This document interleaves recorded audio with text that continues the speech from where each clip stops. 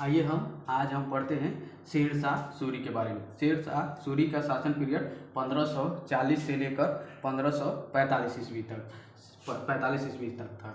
शेरशाह सूरी का बचपन का नाम था फरीद खान। शेरशाह सूरी के बचपन का क्या नाम था? तो शेरशाह सूरी के बचपन का नाम था फरीद खान। और इसके पिता का क्या नाम था? तो इसके पिता का नाम था हसन अली, जो बिहार के जागीरदार थे। वही बिहार के जागीरदार थे। कौन थे? तो हसन अली। जब हसन अली की मृत्यु हो गई तब क्या हुआ था कि फरीद खान चला गया था नुमानी शासकों के यहाँ। वही नुमानी शासक जो बिहार के ही बगल में शासक कर रहे थे, तो उन्हीं नुमानी शासकों के यहाँ फरीद खान काम करने लगा। लेकिन फरीद खान जो क्या था, बहुत ही योग्य व्यक्ति था, योग्य बालक था, जो को तो बहुत ही विद्वान था, बहुत ही बुद्धिमान था। और उसी को नुमानी शासकों में एक शासक हुए जिनका नाम था बहार अली नुमानी। उन्होंने पहले ही यह घोषणा कर दिया था कि यह बालक एक विचित्र बालक है जो आगे चलकर यहाँ दिल्ली का शासक बन सकता है। तो वही क्या, यही उन्होंने पहले ही भविष्यवाणी कर दिया था। कौन? बहार अली नुमानी ने। तो यह क्या किया कि इन्हीं के दरबार में हसन अली का फरीद खान काम कर रहा था, और ये पहले ही क्या कहते भविष्यवाणी कर दिए कि यही आगे चलकर दिल्ली का यह शासक बन सकता है। कौन? फरीद खान। और क्या किया कि इन्होंने फरीद खान को बहार अली नुमानी ने शेरशाह सूरी की उपाधि दिया था। किस लिए? उसके शेरशाह फरीद खान की वीरता और योग्यता को देखते हुए बहार अली नुमानी ने क्या किया था कि फरीद खान को शेरशाह सूरी की उपाधि दिया था। और यही शेरशाह सूरी आगे चलकर क्या करेगा? सूरवंश की स्थापना करेगा। यही शेरशाह सूरी क्या करेगा? आगे चलकर सूरवंश की स्थापना करेगा। और क्या करेगा कि यही सूरवंश की जानकारी हमको एक पुस्तक से मिलती है जिसका नाम है तोहफा-ए अकबर शाही। तो क्वेश्चन पूछता है कि सूरवंश की जानकारी हमें किस पुस्तक से मिलती है? तो सूरवंश की जानकारी हमें तोहफा-ए अकबर शाही नामक पुस्तक से मिलती है। उसके बाद से जब यह शेरशाह सूरी एक तो बहुत ही योग्य व्यक्ति था, जब इसी के ही शासनकाल में जब यह बिहार में कर रहा था शासन, तभी यहीं पर क्या किया था, दिल्ली का शासक था जिसका नाम था हुमायूं। वो क्या किया था कि दिल्ली से क्या किया था कि यहाँ दिल्ली से होते हुए यह चला गया था बिहार में। बिहार होकर इसने बंगाल अभियान किया था। कब? 1538 ईस्वी में। जब हुमायूं क्या कर रहा था कि 1538 ईस्वी में बंगाल अभियान किया, और बंगाल अभियान करके 1538 ईस्वी में वापस लौट रहा था, तो क्या किया था 1539 ईस्वी में क्या करेगा कि शेरशाह सूरी चौसा नामक स्थान पर हुमायूं को घेर लेगा। और क्या करेगा कि चौसा नामक स्थान पर ही हुमायूं की सेना पर रात में ही शेरशाह सूरी क्या करेगा? आक्रमण कर देगा। और क्या करेगा कि हुमायूं क्या करेगा कि अपनी जान बचाने के लिए यही बिहार में जो गंगा नदी बहती है उसी में जाकर कूद जाएगा अपना जान बचाने के लिए। और हुमायूं की जान एक शिहाबुद्दीन निजाम नाम का एक भिश्ती हुमायूं की जान बचाएगा। और हुमायूं क्या करेगा कि एक दिन बोलेगा उसको शिहाबुद्दीन निजाम को कि तुम आना एक दिन दिल्ली में, मैं तुम्हें एक दिन के लिए दिल्ली का शासक बनाऊंगा। तो यह क्या करता है कि शिहाबुद्दीन निजाम एक दिन जाता है दिल्ली में, और एक दिन के लिए दिल्ली का शासक कौन बनता है? तो शिहाबुद्दीन निजाम बनता है। और क्या करता है यही शिहाबुद्दीन निजाम एक दिन तो दिल्ली का शासक एक दिन के लिए बना था, और यही एक दिन के शासन काल में इसने क्या करेगा? शिहाबुद्दीन निजाम चमड़ा का एक सिक्का चालू करेगा। तो क्वेश्चन पूछता है कि किसने चमड़ा का सिक्का चालू किया था? तो चमड़ा का सिक्का शिहाबुद्दीन निजाम ने चालू किया था। उसके बाद से इसने क्या किया था कि 1540 ईस्वी में हुमायूं और क्या हुआ था कि शेरशाह सूरी के बीच में कन्नौज का युद्ध हुआ था। 1540 ईस्वी में। कन्नौज कहाँ पर? हम लोग के उत्तर प्रदेश में। कन्नौज को ही क्या कहा जाता है? इत्र नगरी भी कहा जाता है। तो यही कहते हैं कन्नौज में हुआ था 1540 ईस्वी में कन्नौज का युद्ध। इसी युद्ध में क्या हुआ था कि शेरशाह सूरी क्या कहते हैं हुमायूं को पराजित कर दिया। और हुमायूं क्या हुआ वहाँ से यहाँ से कन्नौज से पराजित हो गया। अब कन्नौज से यह दिल्ली छोड़कर हुमायूं अपना जान बचाकर भाग गया था ईरान। और क्या कह रहा है कि जब दिल्ली छोड़कर हुमायूं भाग गया तो अब दिल्ली पर कब्जा किसका हो गया? तो शेरशाह सूरी का दिल्ली पर कब्जा हो गया। और क्या करेगा कि यही शेरशाह सूरी 1540 ईस्वी में दिल्ली का शासक बनेगा।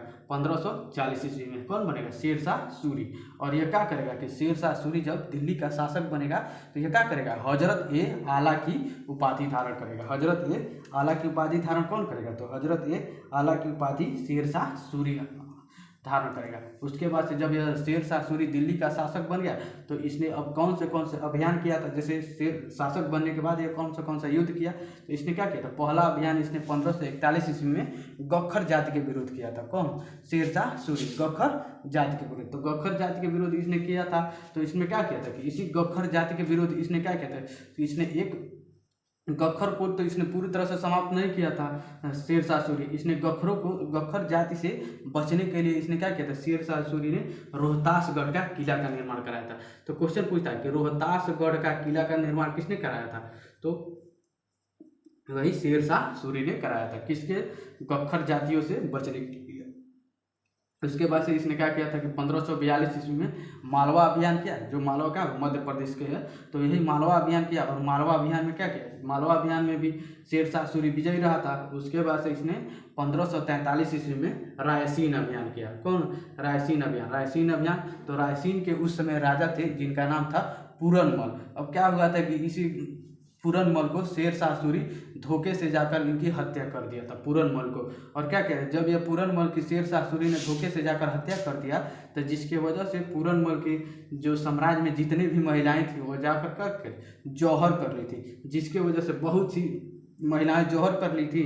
और इससे कहा जाता है कि यही रायसीन अभियान शेर शाह सूरी के जीवन का कलंक था, ये कलंक माना जाता है। क्यों कलंक माना जाता है, क्योंकि शेर शाह सूरी एक बहुत ही योग्य शासक था, और यह क्या कहता, धोखे से क्या कहता, पूरनमल शासक को मार दिया था, जिसके वजह से शेर शाह सूरी के जीवन काल में क्या कहते, एक का के धब्बा या कलंक कहिए। यह रायसीन अभियान था। कब था, तो 1543 ईस्वी में। इसने क्या किया था कि 1543 ईस्वी का इसने क्या किया था, 1545 ईस्वी में इसने कालिंजर अभियान किया था। यह कालिंजर अभियान क्या किया था कि शेर शाह सूरी एक नर्तकी थी, उसी के लिए किया था। शेर शाह सूरी उस समय कालिंजर के राजा कौन थे, तो उस समय कालिंजर के राजा थे कीरत सिंह। तो यही क्या किया था कि कीरत सिंह के ही विरुद्ध इसने कालिंजर अभियान किया। तो वो क्या किया था, यह कालिंजर अभियान एक नर्तकी के लिए किया था। वह नर्तकी क्या कहते, शेर शाह सूरी को पसंद आ गई थी, और वो कह रहा था कि मुझे यह नर्तकी चाहिए। तो क्या कर रहा था, यह कीरत सिंह तक कहा कि मैं उस नर्तकी को नहीं दूंगा, जिसके वजह से क्या हुआ था कि शेर शाह सूरी युद्ध करने के लिए तैयार हो गया, और यह युद्ध किया, और दोनों के युद्ध हुआ कीरत सिंह और शेर शाह सूरी के बीच। जब युद्ध हुआ तो यह क्या किया कि शेर शाह सूरी अपने एक तोप का गोला इसी कीरत सिंह के किले पर मार दिया, और वही तोप का गोला वापस आकर शेर शाह सूरी के बगल में गिर गया, जिसके वजह से यही 1545 ईस्वी में कालिंजर के बगल में ही क्या हुआ था, शेर शाह सूरी की मृत्यु हो गया था। यही 1545 ईस्वी में शेर शाह सूरी की मृत्यु हो गई कालिंजर अभियान के दौरान। यह कालिंजर अभियान किस लिए किया था, तो यह एक नर्तकी के लिए किया था। उसके बाद से इसके बेटा हुआ था जिसका नाम था इस्लाम शाह, जो बहुत ही योग्य शासक था, लेकिन दुर्भाग्यवश क्या हुआ था, 1553 ईस्वी में यह मर गया। उसके बाद से कोई सूर्यवंश में उतना योग्य शासक नहीं हुआ था। अब क्या करेगा कि 1555 ईस्वी में यही क्या करेगा, हुमायूं फिर से दिल्ली पर कब्जा कर लेगा, और दिल्ली पर शासक कौन बन जाएगा, हुमायूं बन जाएगा। तो हमने हुमायूं के तो बारे में पढ़ चुका है। तो अब देखते हैं हम शेर शाह सूरी के प्रशासनिक व्यवस्था, मतलब शेर शाह सूरी में के शासनकाल में कैसे प्रशासनिक व्यवस्था थी। तो शेर शाह सूरी के समय में बहुत ही प्रबल शासक था शेर शाह सूरी। इसने बहुत से सुधार किया था।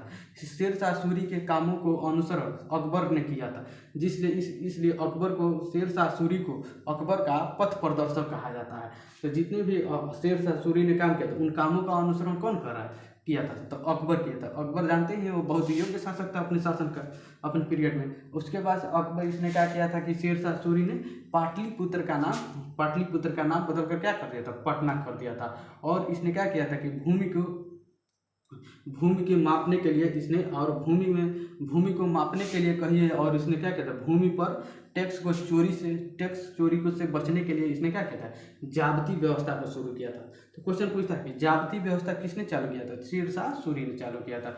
इसने एक और काम किया था, इसने पट्टा और काबुलियत नामक दो व्यवस्थाएं शुरू किया था। पट्टा तो आज भी दिया जाता है गाँव में, तो इसने क्या किया था, यह पट्टा वाला व्यवस्था किसने चालू किया था, तो शेर शाह सूरी ने शुरू किया था। उसके बाद से शेर शाह सूरी के ही शासनकाल में शिक्षा का एक सबसे बड़ा केंद्र था कौन, जौनपुर जो उत्तर प्रदेश में, जिसे क्या कहा जाता है, सिराज ए हिंद। इसलिए क्वेश्चन पूछता है कि सिराज ए हिंद किसे कहा जाता है, तो जौनपुर को कहा जाता है। यह भी क्वेश्चन पूछता है कि किसके शासनकाल में जौनपुर शिक्षा का सबसे बड़ा केंद्र था, तो शेरशाह सूरी के शासनकाल में।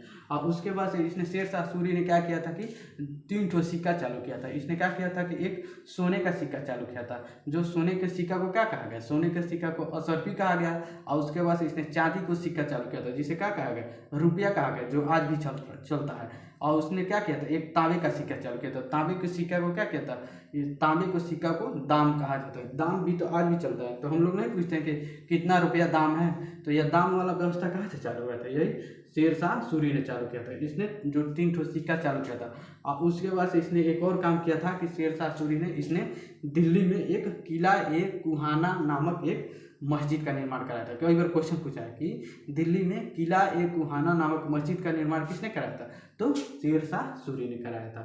शेरशाह सूरी से इतना ही क्वेश्चन है, इसके आगे अब नहीं क्वेश्चन फंसेगा।